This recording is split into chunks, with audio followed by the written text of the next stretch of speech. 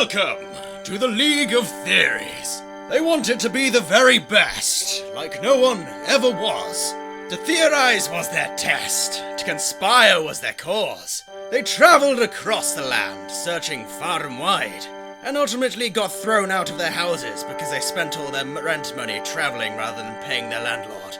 Furthermore, they never became the best, both because they never actually made any theories or conspiracies throughout the series, and because people spent their time actually getting qualifications to further themselves in life.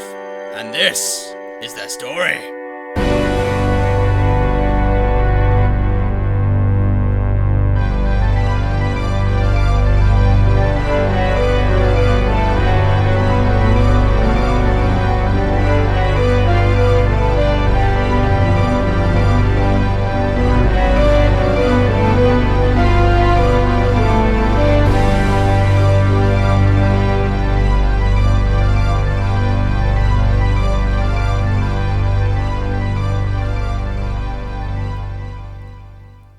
We even have a Facebook page. Tristan entered the living room with a confused look upon his face, as he was bamboozled by the letter he held in his hand. Excuse me, but that's a bit imposing, isn't it? What do you mean imposing? I was narrating as per my unpaid, overworked, without union job description implies. Yes, but you got into my head, described how I feel about something that may or may not be what I actually feel about today's plot. Well, how would you describe to the audience, and AJ, your feelings bearing in the mind that they cannot see you? AJ, I am bamboozled by this letter. How original. Do we know anyone called Thomas? AJ paused for a moment and scanned through his vast encyclopedia of friendships that he had made and cross-referenced it with knowledge of friends he knew of Tristan's, until at last he had an answer. Well, he isn't on my friends list on Facebook, nor yours. Hang on, you're just going to accept this? He's deciding your actions and you're just dancing along to the tune he plays for. You're just a puppet for his whims. Tristan, I have long ago become disillusioned with the idea of individual freedom and choice, and have simply accepted my place in this obviously unequal society as befits the status of one suppressed by the bourgeoisie elite, acting to suit their own ends rather than for the benefit of the entirety of society in one harmonious unit, and shall await the inevitable revolution in which the poor shall be made less for in equal amount, while the rich shall be made less rich, and the people sitting on the average level shall not experience much change in annual per capita income, but a strong feeling of righteousness as society becomes equal and fair to all, a utopia of brotherhood. You've been out the politics books again, haven't you? Something to do while the tea brews. Stop that!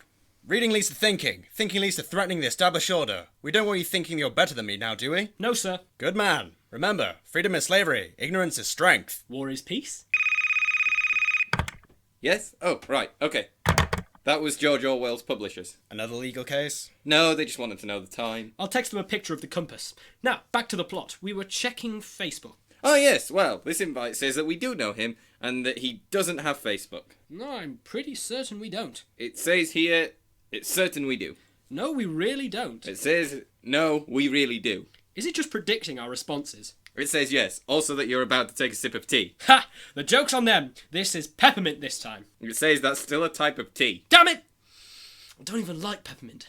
He says he knows, and expected you would switch to try and trick him anyway. Tristan readied himself. He knew that the next item in the letter would require him to propose something that had been unheard of in the entire history of the League. And the listener must understand that the entire history of the League was, to the people who care about such things, a long and illustrious one, encompassing, well, this series, basically.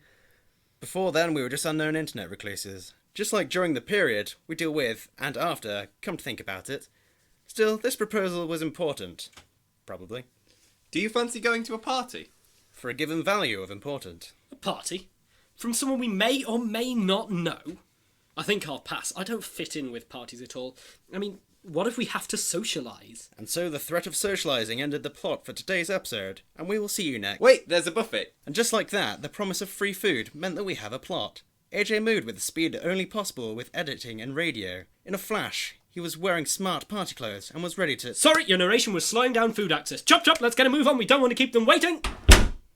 But it says that the party doesn't start for another 10 hours. It's fine, that door only leads to the towel cupboard. He'll probably too awkward to actually come back out. We'll wheel him out close to the start time. But that's ages away. Would you mind? Not at all. 9 hours and 55 minutes later, at the location of the party. See the benefits of working within the system? And that's when the horse said, "Why the long face?" What are you talking about? What? You weren't listening. It took me 9 hours and 54 minutes to set up that joke, and you weren't bloody listening. I don't like this, AJ. Not one little bit. Then spit it out then. I meant the party. Although these crisps are dubious, why did we come there? It's hot and noisy and there are people everywhere. Free buffet, remember? Good point. How does one party? Just fit in with the crowd. That's all that happens at any popular social gathering. How would you know? I read about, I googled it. Better. We must all get used to associating with and admiring the work of our inevitable overlords. All All hail hail Google Google Plus. Just follow everyone else's example. Move irrationally, eat copious amounts of food. You dance about, you talk to people, you eat the food, you drink the drink, and you try not to throw up on the host. You eat the food. But what if she's an attractive female person? It's a party. We'll be alright. I'll just say you drank too much. But I only drink orange juice. You're a lightweight. Just follow my lead. Or, failing that, just hang around by the buffet and cram your face full of food if people try to talk to you. Sounds like a plan. A great deal of time passed with Tristan only increasing his trouser size, both at his waist and in the seat. It may be disgusting, but it stops him from leaving the buffet. AJ, I've encountered a problem. According to my calculations... What calculations? Trust you to bring your own whiteboard to a party. It seemed rude to ask to borrow one. I suppose. Go on.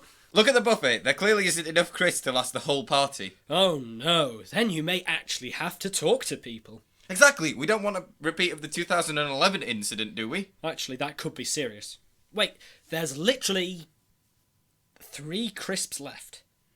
Why did you need the whiteboard? It's the principle of the thing. I brought it here, I may as well use it. Very well. There's only one thing to do. You must venture off into yonder lands in search of a fresh source of crisps. Find the spring of eternal crisps. Why? Why me? I'm not the host of this party. Because you're the only one who cares about it enough, and because I've literally only just thought up the idea of a font of eternal crisps. It sounds pretty cool. Seriously, people will be talking about that for ages if you actually find it. Failing that, just corner shop it, something, I don't know. Right. And without a moment's delay, Tristan flew across the room, up the walls, along the ceiling, and out the window. His quest had begun. We joined him mere minutes later, further down the road. Come on, Tristan. You need to know what you're doing. You have no idea where to get food around here. Wait, hey, Linda! Damn, he spotted me. Don't leave yet, I need your help. But you said I could leave after the last episode. I thought we were done recording. I had to write you in last minute. But I hate these people. Needs must, I need to find a food seller and a mode of transport. And how am I supposed to help you there? I don't know, point me in the right direction and give me a piggyback?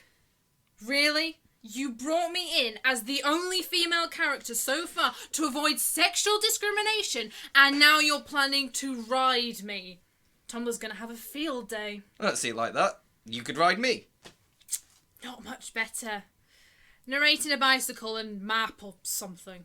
What spurious nonsense. I've been trying to keep some form of logic to this series. Therefore, instead of willing a bicycle to appear, Tristan closed his eyes and wished really, really hard, whilst Linda and I stole one. It will take many more moments for Tristan to find suitable food merchant, 5 further moments to actually be able to talk to her, then many moments in addition to that to return safely with the necessary eats. Therefore, we return you to the party. And that's when the horse said, "Why the long face?" I'm sorry, what? Oh, I apologise. I thought you were a lovely lady.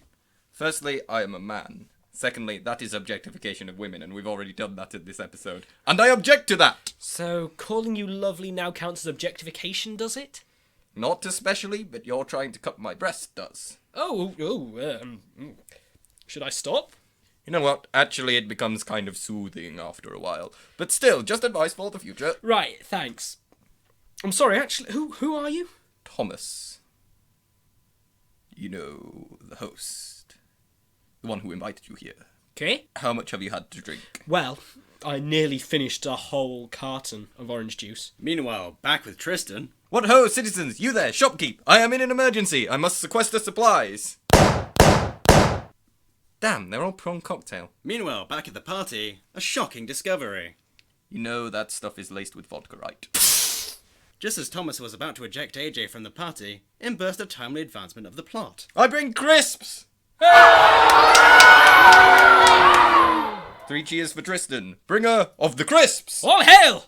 Forces beyond your control will punish you for your blasphemy, despite the sins against the almighty Google Plus overlords. The night passed with much merriment as Tristan continually refilled the table at the speed of a scrounger. As for AJ, he had managed to talk with several actual women, with the suave elegance only available to someone who doesn't understand any social boundaries, and who doesn't know the meaning of suave elegance. Why on earth did you allow them to stay, Thomas? Buffet's full and AJ is getting us all girlfriends. What do you mean? Well, he is so odd that all the available singles are clustering together as he tries to hold a conversation. So everyone is going to leave happy. That still doesn't make any sense. Well, you try talking to someone whose idea of an icebreaker is an unwashed sock puppet. Besides, he fails at talking to someone, he just files them away in one corner of the room, so all the singles end up together. Genius. Cheers. This orange juice is not an alcoholic! Why on earth would it have alcohol in it? And that was how our intrepid heroes finally expended their usefulness to Thomas, and they were kicked out faster than a politician making a U-turn. But that is not the end, for a mere moment later... Alright, everyone stop what you're doing. I said stop!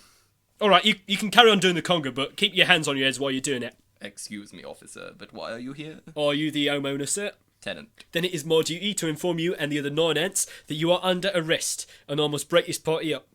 There have been reports of antisocial raucous behaviour, bins being tipped, littering, and stolen goods on the premises.